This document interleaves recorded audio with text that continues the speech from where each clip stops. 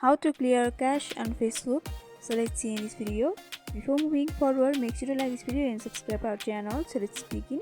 So in order to clear your cache of Facebook, you can follow the 2 steps. You can either go to your phone settings, or you can also tap and hold your Facebook app, and from over here you have to go for the app info. And after a few seconds of loading, you'll be able to see the storage and cache option in the third row, so you have to go through it. And here in the right hand side, you'll be able to see the clear cache. You have to simply tap on that and your Facebook cache will be cleared easily. Next step is you can either go to your phone settings, and from over here you have to move through the apps and notification option. In some of your device there will be only apps option, so you can also go through it.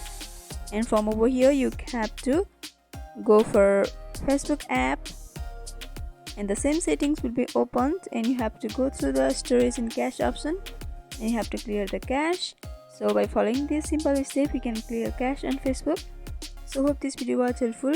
Don't forget to like, comment, share and subscribe our channel for more videos like this. Thanks for watching.